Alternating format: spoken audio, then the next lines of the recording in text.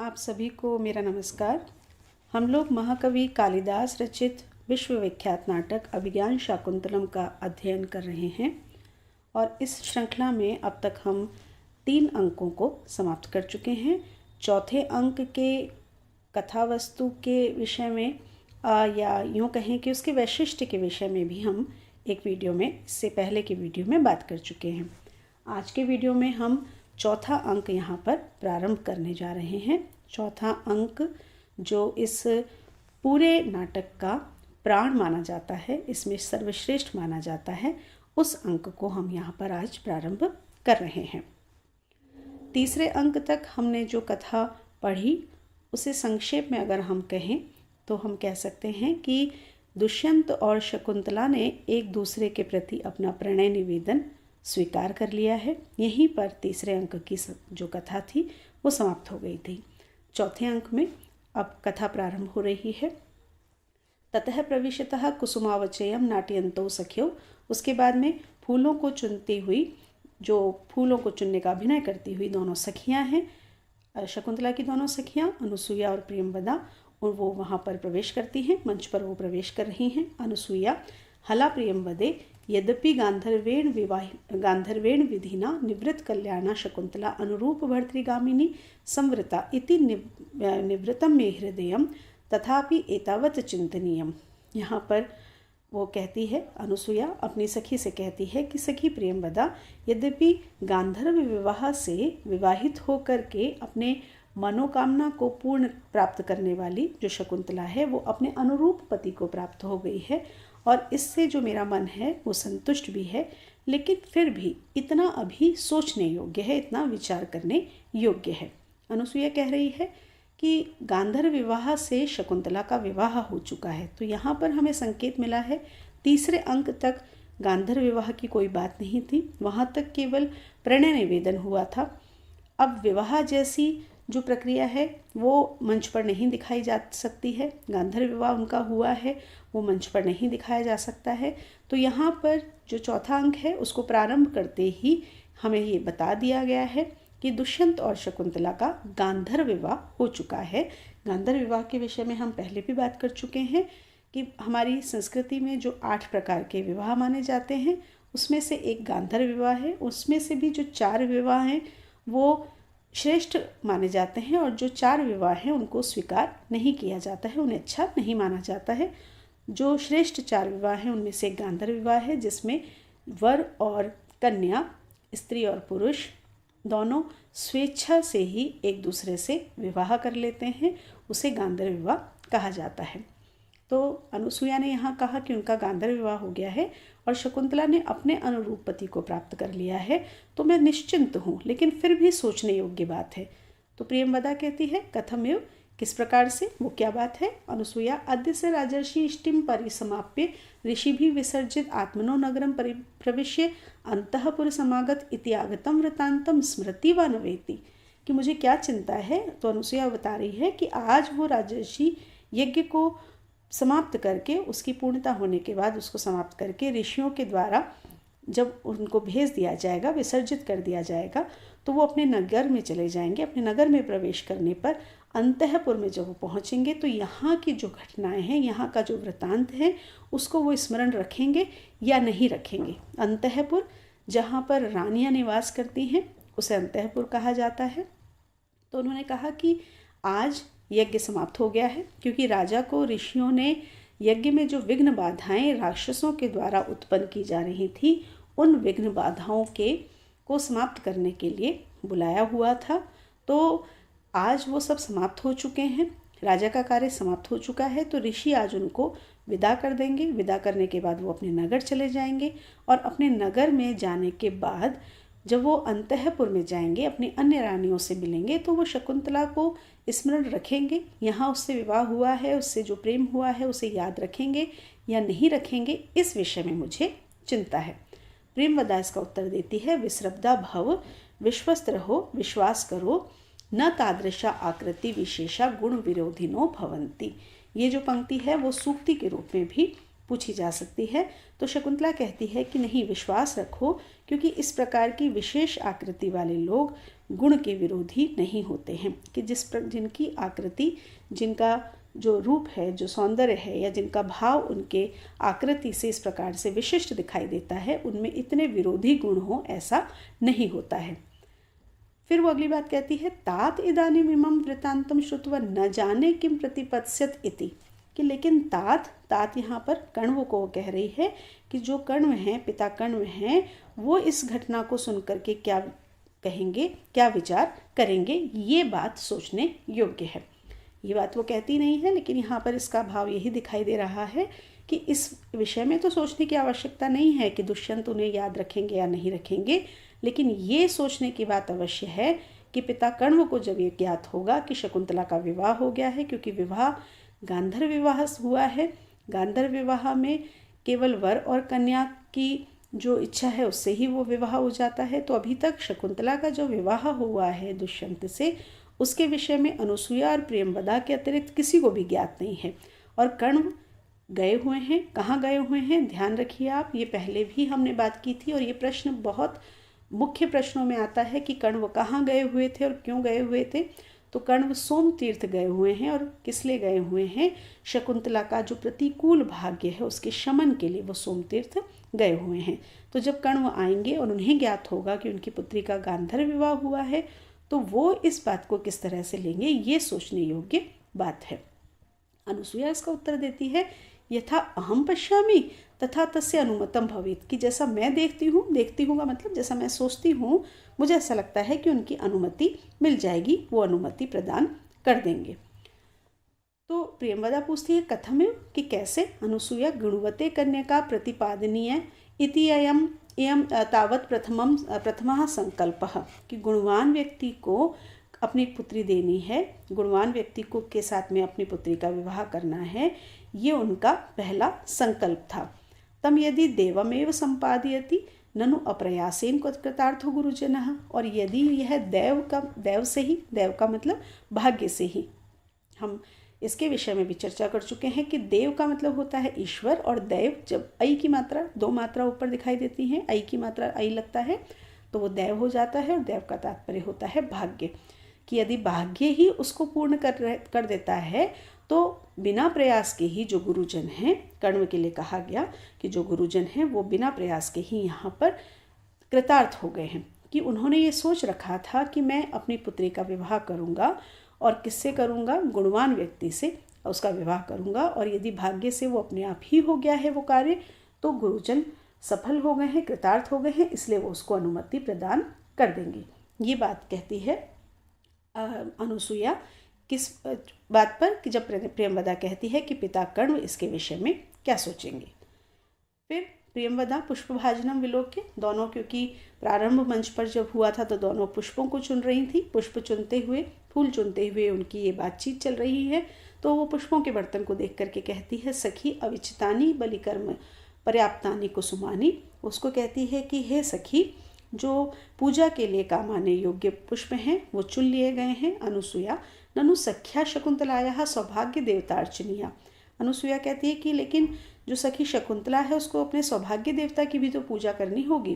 प्रियंवदा, युज्यते, ठीक है, इति तदेव कर्म अभिनयता, फिर वो दोनों वही कर्म करने लगती हैं, कि वो फूल वापस से चुनने लगती हैं, उसी कर्म में वो आगे बढ़ने लगती हैं। नेपथ्य, इतनी देर में जब वो फूल चुन रही हैं तो नेपथ्य से, पीछे से, नेपथ्य का तात्पर्य मंच के पीछे से, अब यहाँ पर वो दृश्य उत्पन्न हो रहा है जिससे कालिदास ने अभिज्ञान शाकुंतलम को इतना श्रेष्ठ नाटक बनाया है, और शकुंतला और दुष्यंत की जो कथा है उसको एक नया आयाम यहाँ पर उन्होंने दिया है। पीछे से आवाज़ आती है, नेपथ्य से आवाज़ आती है, आह अतिथि परिभाविनी, अरे अतिथि का अपमान करने वाली, पीछे से आवाज़ आ रही है कि अरे अतिथि का अपमान करने वाली। विचिन्तयन्ति यम अनन्य मानसा तपोधनम वेत्सि न माम उपस्थितम स्मृष्यति त्वाम न स बोधितोऽपि सन् कथां प्रमत्तः प्रथमं कृताम् इव। अन्य मानसा, दूसरे की तरफ मन लगाने वाली, अनन्य मानसा जिसका मन किसी दूसरे की तरफ नहीं लगा हुआ है, अर्थात एकाग्र जिसका मन लगा हुआ है, एकाग्र चित्त जिसका है, ऐसी यम विचिंतयन्ति जिसको विचिंतयन्ति जिसको सोचती हुई, जिसके विषय में सोचती हुई। देखिए प्रथम पंक्ति से निकालेंगे हम विचिंतयन्ति के बाद यम अनन्य मानसा, तो अनन्य मानसा यम विचिंतयन्ति जिसके विषय में सोचती हुई, उपस्थितम, ये दूसरी पंक्ति से तपोधनम वेत्सी माम न माम उपस्थितम, उपस्थितम उपस्थित हुए, तपोधनम तप ही जिसका धन है, तपस्वी माम ऐसे मुझको, न वेत्सी नहीं जान रही हो, जिसको जान नहीं रही हो, समझ नहीं रही हो या जिसकी ओर ध्यान नहीं दे रही हो, सह वह प्रमत्तः प्रमत्त होकर के एक प्रमत्त व्यक्ति के समान, प्रमादी व्यक्ति के समान, प्रथमम कृताम पहले कही हुई, कथाम एव कथा के समान, बोधितः अपि तुम्हारे बताए जाने पर भी, तुम्हारे याद दिलाए जाने पर भी, त्वाम न स्मृष्यसि तुमको याद नहीं करेगा, याद नहीं कर पाएगा। पीछे से एक आवाज़ आ रही है और वो आवाज़ क्या कह रही है, वो आवाज़ किसकी है, वो कौन है, किसको कौन बोल रहा है, ये अभी तक कुछ ज्ञात नहीं है, लेकिन पीछे से एक आवाज़ आ रही है और उस आवाज़ में एक क्रोध है और उस क्रोध में क्या कहा जा रहा है कि अरे अतिथि का अपमान करने वाली, अतिथि जिसको हमारी संस्कृति में देवता माना जाता है, अतिथि देवो भव कहा जाता है, ऐसी संस्कृति में अतिथि का कोई अपमान कर रही है, तो कह रहे हैं कि अरे अतिथि का अपमान करने वाली, यम जिसको तुम अनन्य मानसा, अनन्य मानस होकर के, एकाग्रचित होकर के, विचिंतयन्ति जिसको तुम सोच रही हो, जिसके विषय में विचार कर रही हो, जिसके ध्यान में मग्न हो और इतनी मग्न हो कि मेरे जैसे तपोधनम तपस्वी को, तप ही जिसका धन है, ऐसे मेरे को भी उपस्थित हुए मुझे भी नहीं देख रही हो, मुझे मेरी तरफ ध्यान नहीं दे रही हो, मुझे पहचान नहीं रही हो, तो वो व्यक्ति जिसके विषय में तुम इस तरह से मुझे अपमानित कर रही हो, तिरस्कृत कर रही हो, वो व्यक्ति तुम्हें उसी तरह से भूल जाएगा या तुम्हें याद नहीं करेगा जैसे एक उन्मादी व्यक्ति, एक पागल व्यक्ति पहले कही हुई बात को भूल जाता है, उसे याद नहीं रहती है, उसी तरह से वो भी तुमको भूल जाएगा।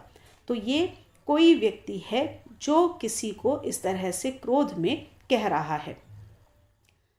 प्रेमदा हादिक हादिक, प्रेमदा घबरा जाती है और कहती है अरे धिक्कार है, अप्रियम एव संव्रतम, ये तो अप्रिय हो गया है, कोई बहुत ही बुरी बात हो गई है। कस्मिन अपि पूजार्हे अपराधा शून्य हृदय शकुंतला, किसी पूजनीय व्यक्ति के प्रति जो शून्य हृदय शकुंतला है, जिसका हृदय बिल्कुल शून्य में है, ऐसी शकुंतला के द्वारा किसी पूजनीय व्यक्ति के प्रति अपराध हो गया है, अर्थात शकुंतला ने कोई अपराध कर दिया है ऐसे व्यक्ति के प्रति जो पूजनीय है, जिसका सम्मान किया जाना चाहिए, ये तो बहुत ही बुरा हो गया है। प्रेमदा बहुत ही घबरा जाती है। पूर्व अवलोक के और फिर सामने की तरफ देख करके, न खलु यस्मिन कस्मिन अपि, ये तो ऐसा वैसा कोई नहीं है, मतलब कोई साधारण व्यक्ति नहीं है। एष दुर्वासा सुलभ कोपो महर्षि, ये तो दुर्वासा हैं जो सुलभ कोप महर्षि हैं। सुलभ कोप महर्षि कि जो ऐसे महर्षि जिनका क्रोध सुलभ है, सुलभ जो आसानी से प्राप्त हो। देखिए आप सभी को ज्ञात होगा कि दुर्वासा एक ऐसे ऋषि हैं जो बहुत ही क्रोधी माने जाते हैं और उनका क्रोध ऐसा होता है कि जिनके लिए कहा जाता है कि उनके जो अंजलि है उसमें हमेशा जल रहता है। ऋषि मुनि जब किसी को शाप देते हैं तो वो अंजलि में अपने जो उनके पास में कमंडल होता है, उस कमंडल से अंजलि में जल ले करके और सामने वाले पर वो जल के छींटे डाल करके उसको शाप दे देते हैं। तो इसलिए दुर्वासा के लिए प्रचलित है कि उनकी अंजलि में हमेशा जल रहता है, अर्थात वो हमेशा इतनी क्रोधी अवस्था में रहते हैं कि तुरंत ही किसी को शाप दे देते हैं। जैसे कुछ लोगों की प्रवृत्ति बहुत अधिक क्रोधी प्रवृत्ति होती है, उसी तरह से दुर्वासा बहुत ही क्रोधी प्रवृत्ति के हैं। तो वो कहती है कि कोई ऐसा वैसा व्यक्ति नहीं है, ये तो सुलभ क्रोध वाले महर्षि दुर्वासा हैं। तथा शब्दवा वेग बलोत्फुल्लया दुर्वारेया गत्या निवृत्तः, और जिस प्रकार के ये क्रोधी हैं उसी प्रकार से उन्होंने शाप वो दे करके बहुत तेज गति से, बहुत ही तीव्र गति से वो वहाँ से लौट रहे हैं। अनुसूया को अन्योहुत वहाद दग्धुम प्रभवती, ये भी एक सूक्ति के रूप में पूछा जा सकता है। इसको आप अपनी कॉपी में नोट कर लीजिएगा।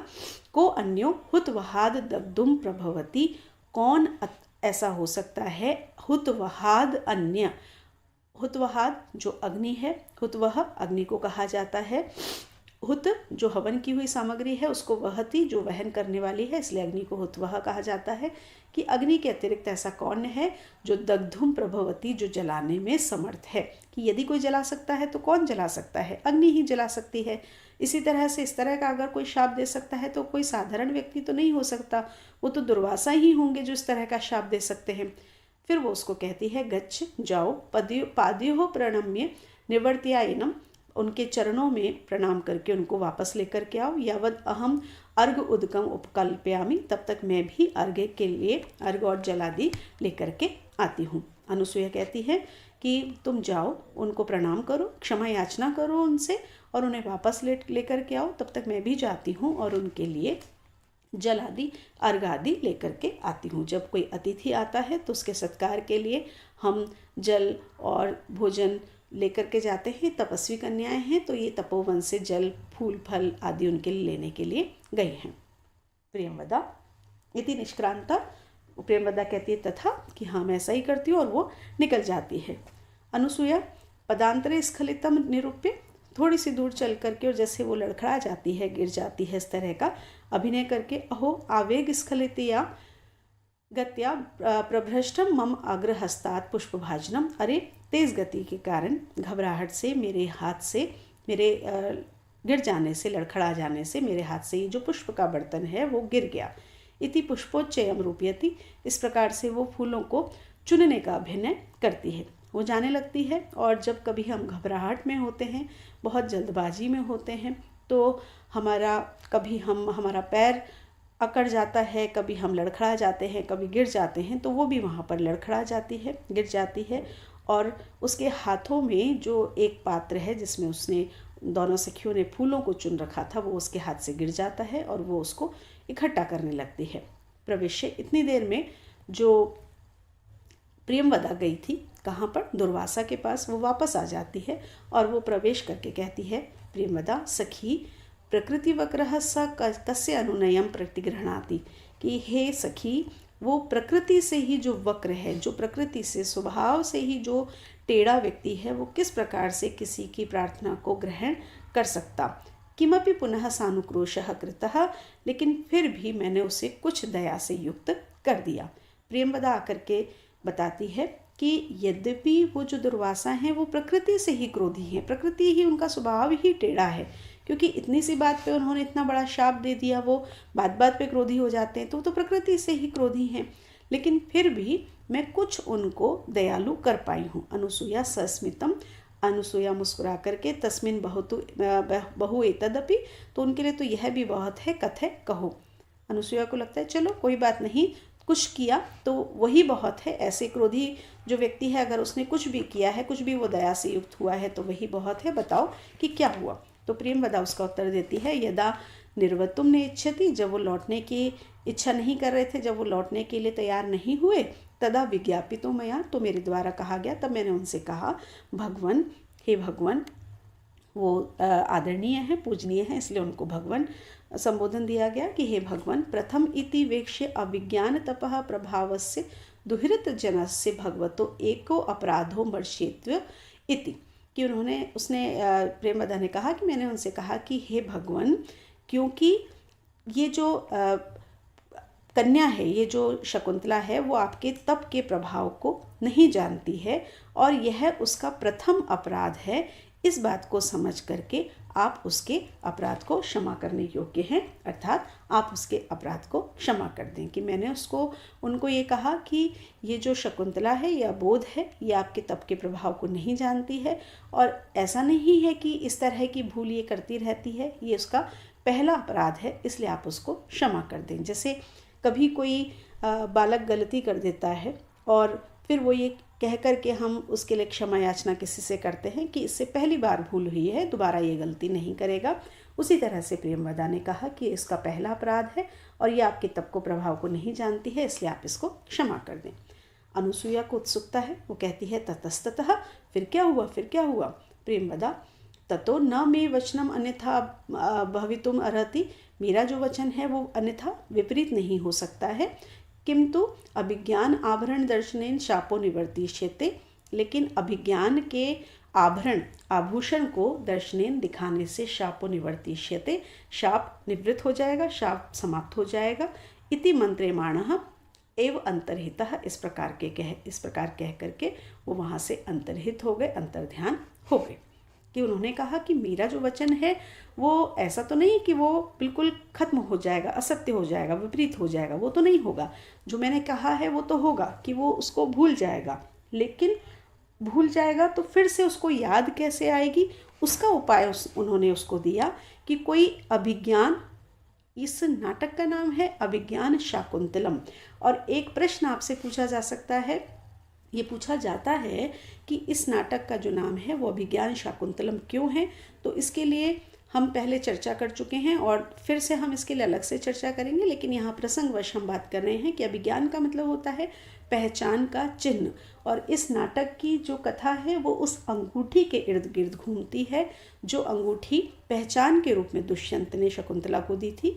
तो उसी अंगूठी के लिए यहाँ पर उन्होंने कहा है कि पहचान का जो आभूषण है उसको दिखाने से जो शाप है वो समाप्त हो जाएगा, कि वो उसको भूल जाएगा, लेकिन कोई ऐसा आभूषण होगा जो पहचान के रूप में उसको शकुंतला दिखा देगी, तो ये जो इसका शाप है, मेरा दिया हुआ शाप है, वो समाप्त हो जाएगा। और ये कह करके वो अंतर्ध्यान हो गए।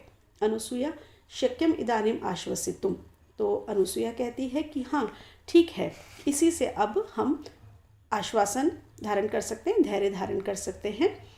अस्तितेन राजर्षिणा संप्रस्थितेन स्वनामधेया अंकितम अंगुलीयकम स्मरणीयम इति स्वयं पिनद्धम, क्योंकि जब वो राजा यहाँ से प्रस्थान कर रहे थे तो उन्होंने अपने नाम की अंगूठी को एक स्मरण चिन्ह के रूप में, एक याद रखने के चिन्ह के रूप में स्वयं ही शकुंतला को पहनाया था। तस्मिन् स्वाधीनोपाया शकुंतला भविष्यति, इसलिए जो शकुंतला है वो स्वाधीनोपाया, मतलब उसका जो उपाय है वो उसके स्वाधीन, उसके अपने ही अधीन रहने वाला होगा। शकुंतला स्वाधीनोपाया होगी, तात्पर्य क्या है कि उसका जो उपाय है उसके पास में होगा। कि यदि अगर ऐसा हुआ कि उसका जो शाप है उससे दुष्यंत शकुंतला को भूल गए, तो दुष्यंत के दुर्वासा के शाप को नष्ट करने का जो उपाय है वो शकुंतला के ही पास है, क्योंकि दुष्यंत अपनी अंगूठी शकुंतला को पहना करके गए थे। जब वो वहाँ से गए थे स्मरण चिन्ह के रूप में, वो जैसे हम किसी को छोड़ करके जब हम कहीं जाते हैं तो हमें उसे भेंट के रूप में कुछ दे करके जाते हैं, उसी तरह से जो दुष्यंत हैं वो अपनी अंगूठी, स्वयं की अंगूठी शकुंतला को पहना करके गए थे, वो अंगूठी दिखा देगी और शाप समाप्त हो जाएगा। इस तरह से जो दोनों सखियां हैं वो निश्चिंत हो जाती हैं। प्रियंवदा सखी एहि, सखी आओ देव कार्यम तावदस्य निवर्त्यावह, तो हम उसके देव कार्य को, जो शकुंतला का देव कार्य है उसको संपूर्ण करें, उसको पूर्ण करें परिक्रामतः, और वो वहाँ से घूम जाती हैं। प्रियंवदा विलोक्य, प्रियंवदा देख करके, अनुसूये पश्यतावत, अनुसूया तुम देखो, वाम हस्तोपनेहित वदना अलिखितेव प्रिय सखी, कि ये जो प्रिय सखी है ये अपने बाएं हाथ के ऊपर अपने मुख को रख करके जैसे चित्र लिखित सी हो गई है, इस तरह की बैठी हुई है। भर्तृगतया चिंतया आत्मानम अपि नैषा विभाव्यति, पति के जाने पर ये अपने आप को ही नहीं पहचान पा रही है। किम पुनर्आगंतुकम, तो ये आगंतुक को क्या पहचानेगी। अनुसूया प्रियंवदा द्वयोरेव एष वृतांत तिष्ठतु, ये जो वृतांत है, ये जो घटना है वो हम दोनों तक ही रहे। यहाँ पर कई जो इसके संस्करण हैं उनमें नौ मुखे भी आता है। नौ मुखे का तात्पर्य है कि हम दोनों के मुख तक रहे। द्वयोरेव का मतलब है हम दोनों तक ही रहे। अनुसूया यहाँ पर प्रियंवदा को कहती है कि ये जो बात हुई है, ये जो घटना हुई है वो हम दोनों तक ही रहे, अर्थात दुर्वासा शाप दे करके गए हैं शकुंतला को, ये हम शकुंतला को ना बताएं, किसी को ना बताएं, ये हम तक ही रहे। क्यों कहा उन्होंने इस बात को, इस तरह से क्यों कहा, तो इसी बात के लिए वो आगे कहती हैं, रक्षितव्या खलु प्रकृति पेलवा प्रिय सखी, क्योंकि हमारी जो प्रिय सखी है वो प्रकृति पेलवा, प्रकृति से ही कोमल है, उसका स्वभाव ही कोमल है, और इसलिए वो रक्षितव्या, वो रक्षा करने योग्य है। कि क्योंकि हमारी जो सखी है वो प्रकृति से ही कोमल स्वभाव की है और इसलिए हमें उसकी रक्षा करनी चाहिए।